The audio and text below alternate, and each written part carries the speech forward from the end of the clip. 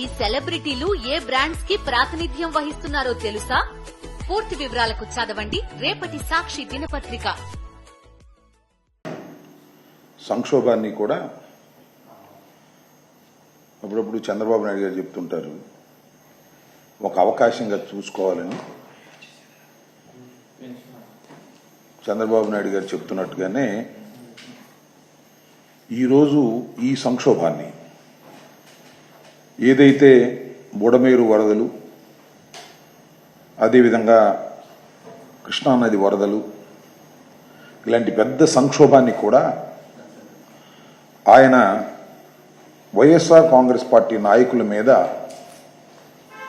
కక్ష తీర్చుకోవడానికి ఉపయోగించుకునే ప్రయత్నం చేయటం చాలా విచారకరమని ఈ సందర్భంగా చెప్పదలుచుకున్నాను. అదేమిటంటే, ప్రకాశం బ్యారేజ్లో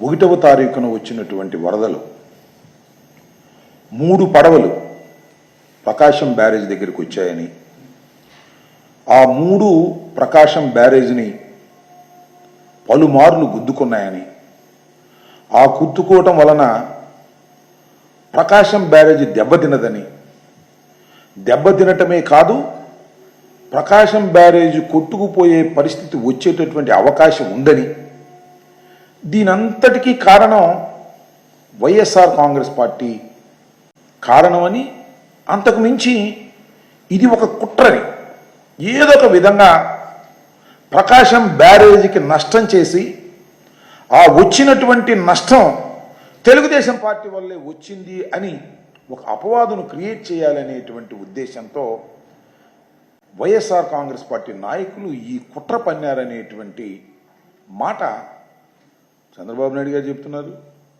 ఇరిగేషన్ మంత్రి గారు చెప్తున్నారు, హోంమంత్రి గారు చెప్తున్నారు. వారికి ఉన్నటువంటి మొత్తం పత్రికా రంగంలో వారికి ఉన్నటువంటి బలం అంతా కూడా పత్రికలు రాస్తున్నాయి, టీవీ ఛానల్ చెప్తున్నాయి. దీనన్నిటికీ కారణం వైఎస్ఆర్ కాంగ్రెస్ పార్టీ కుట్ర. ఈ పెద్ద ప్రమాదం, సంక్షోభం నుంచి కూడా వైఎస్ఆర్ కాంగ్రెస్ పార్టీ మీద కేసులు పెట్టాలి, కేసులు పెట్టి వారిని హింసించాలి అనేటువంటి దృక్పథంతో ఇవాళ చంద్రబాబు నాయుడు గారు పనిచేయటం చాలా దురదృష్టకరమని ఈ సందర్భంగా నేను చెప్పదలుచుకున్నాను. అసలు ఇదేం నాకు అర్థం కాల. 3 పడవలు గుద్దుకున్నాయంట. 3 పడవలు కాదు, చాలా పడవలు గుద్దుకున్నాయి. నేను మనవి చేస్తున్నా, మొన్న జరిగినటువంటి ఈ పెద్ద వరద వల్ల సుమారుగా 10,42,000 క్యూసిక్ అనుకుంటాను, లేదా 11 లక్షల పైచలు, 11,43,000 క్యూసిక్ల వాటర్ ఎగువ నుంచి వచ్చింది. చాలా పెద్ద ప్రవాహం, అది చిన్న ప్రవాహం కాదు. బహుశా ఈ మధ్యకాలంలో ఎప్పుడూ రానంత ప్రవాహం 11,43,000 క్యూసిక్లు వస్తే ఎగువన ఉన్నటువంటి బోట్లు తెగిపోయాయి. తెగిపోయి కొట్టుకొచ్చేసాయి. 1 కాదు, 2 కాదు, ఈ 3 కాదు, టూరిజం బోట్ కూడా కొట్టుకొచ్చేసింది. సుమారుగా number of boats partially damaged 202 according to the government report, నాది కాదు, ఇవాళ ఇచ్చినటువంటి report. Number of fully damaged boats 432, మొత్తం నాశనం అయిపోయినాయి 432. నేను ఒక విషయాన్ని కూడా ఇక్కడ చెప్తా. ఈ 3 బోట్లు టూరిజం బోటే కాదు, చిన్న చిన్న బోట్లు వచ్చాయి. అవి ఏంటంటే ఈ ప్రకాశం బ్యారేజ్కి సంబంధించినటువంటి గేట్లలో పట్టేటటువంటి బోట్లు. అలాంటి కొన్ని వందలు కొట్టుకుపోయాయి కింద ప్రవాహానికి కొట్టుకుపోయినటువంటి సందర్భం. ఈ 3 బోట్లు చాలా పెద్దవి కాబట్టి అవి పట్టేసినాయి.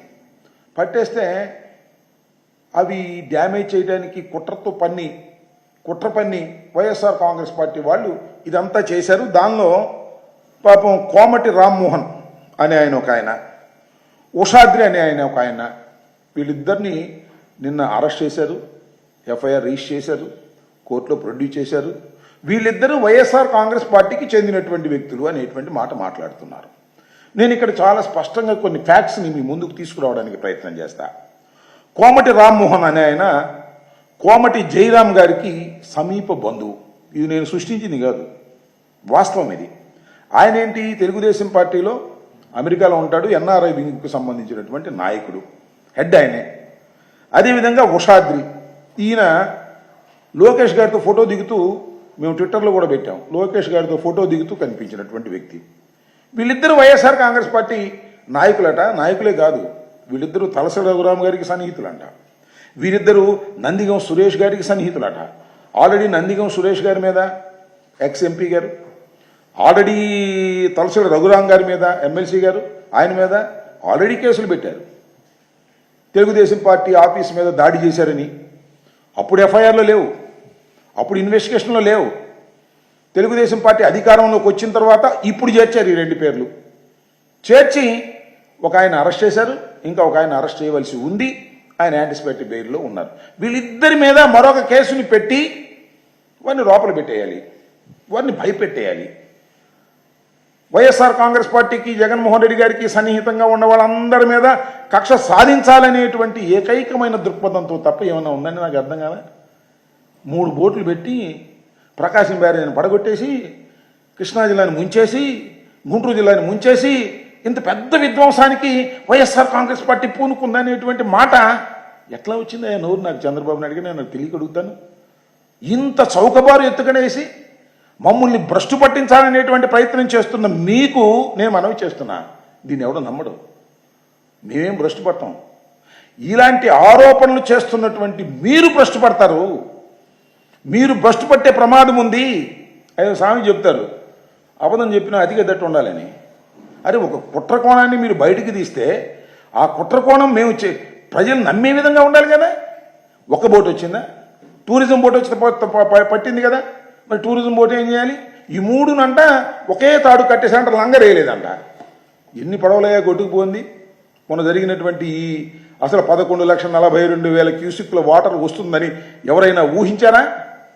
ప్రభుత్వానికి మాత్రం తెలిసి ఉండాలి, ప్రభుత్వం హెచ్చరించాలి. ప్రభుత్వానికి తెలియదు, తెలిసినా హెచ్చరించలేదు.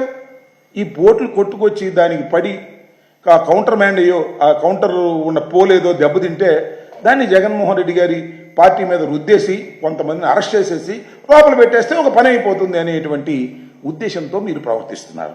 ఏమిటిదంతా నాకు అర్థం కాల. ఎందుకు ఈ కక్ష సాధింపులు? చంద్రబాబు నాయుడు గారిని అడుగుతా ఉన్నా, ప్రతి వాడి మీద కేసులు పెట్టి లోపల పెట్టి వారిని హింసించాలి, వారిని భయపెట్టాలి అని మీరు ప్రయత్నం చేస్తున్నారే, ఎందుకు ఇంత స్థాయికి దిగజారిపోయారు మీరు? నేను ఒకటే మనవి చేస్తున్నా, మీరు సామాన్యులు కాదే. బ్రహ్మాండమైన నెంబర్తో ఈ రాష్ట్రానికి ముఖ్యమంత్రి అయ్యారు. మీకు జనసేన పార్టీ సపోర్ట్గా ఉంది. అంతేకాదు కేంద్రంలో ఉన్నటువంటి రాజకీయ పక్షం, అధికారంలో ఉన్నటువంటి పవర్ మీ చేతుల్లో ఉంది. ఇంతమంది ఉన్నా ఏమిటి కుట్రలు, ఈ కుతంత్రాలు?